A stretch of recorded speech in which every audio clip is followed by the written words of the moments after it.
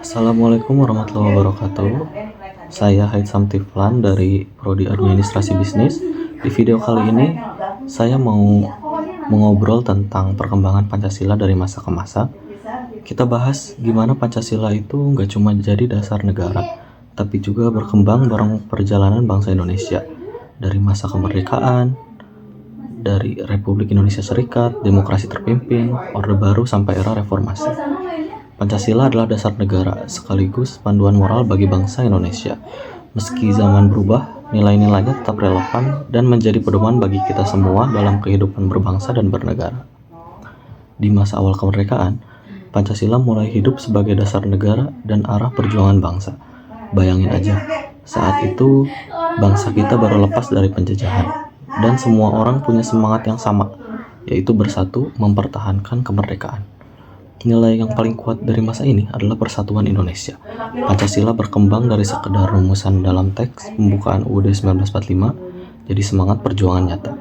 Orang-orang dari berbagai latar belakang saling bahu-membahu berjuang untuk mempertahankan kedaulatan Indonesia. Nah, masuk ke masa Republik Indonesia Serikat. Pancasila sempat diuji nih. Sistem federal waktu itu bikin Indonesia terpecah jadi beberapa negara bagian dan semangat persatuan mulai goyah. Tapi disinilah perkembangan penting terjadi. Rakyat dan pemimpin sadar kalau cuma dengan semangat Pancasila lah Indonesia bisa bersatu lagi. Akhirnya kita balik lagi ke NKRI. Nilai yang paling kerasa di sini tuh persatuan dan musyawarah. Pancasila berkembang jadi simbol pemersatu bangsa, bukan cuma aturan negara di atas kertas. Lalu di masa Presiden Soekarno, Pancasila dikembangkan lewat konsep demokrasi terpimpin. Tujuannya bagus, biar sistem politik Indonesia tetap berdasarkan kepribadian bangsa tersendiri, yaitu gotong royong dan musyawarah. Tapi sayangnya, dalam praktiknya, kekuasaan menjadi terlalu terpusat. Nilai kerakyatan dan keadilan sosial belum benar-benar berjalan seperti seharusnya. Dari masa ini, kita belajar kalau perkembangan Pancasila itu harus tetap seimbang. Jangan cuma dijadikan alat politik, tapi benar-benar diterapkan buat kesejahteraan rakyat.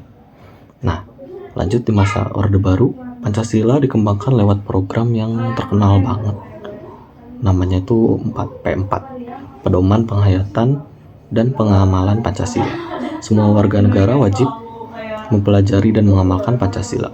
Bahkan semua organisasi harus punya Pancasila sebagai asas tunggal. Perkembangan di masa ini terlihat dari usaha pemerintah membangun karakter bangsa secara terarah. Tapi sayangnya, penerapannya sering bersifat formal aja, belum menyentuh kehidupan nyata masyarakat. Nilai yang paling menonjol waktu itu adalah keadilan sosial.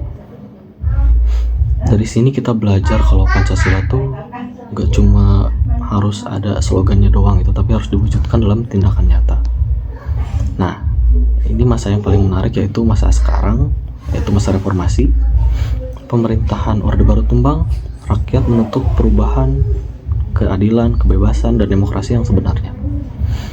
Perkembangan Pancasila di masa ini luar biasa. Nilai-nilai kayak kemanusiaan, demokrasi, dan keadilan sosial mulai hidup lagi di tengah masyarakat. Pancasila nggak lagi jadi alat kekuasaan, tapi kembali ke jati dirinya, yaitu sebagai pedoman moral bangsa. Rakyat mulai berani bersuara, berpartisipasi dalam politik, dan mengawal jalannya pemerintahan. Itulah bentuk nyata dari sila kelima dan keempat. Rakyat memimpin dan keadilan ditegakkan. Dari perjalanan sepanjang sejarah ini, aku belajar satu hal penting, yaitu Pancasila itu selalu berkembang, tapi nilai dasarnya nggak pernah berubah. Dan semangat persatuan di masa kemerdekaan, musyawarah di masa RIS, gotong royong di demokrasi terpimpin, keadilan sosial di Orde Baru, sampai demokrasi dan kemanusiaan di masa reformasi, semuanya saling menyambung. Sebagai generasi muda, tugas kita adalah nggak cuma menghafal Pancasila, tapi benar-benar menghidupkannya.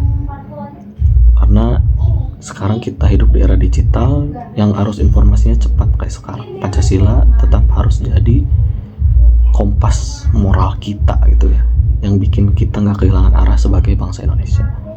Ya, sekian dari saya. Terima kasih.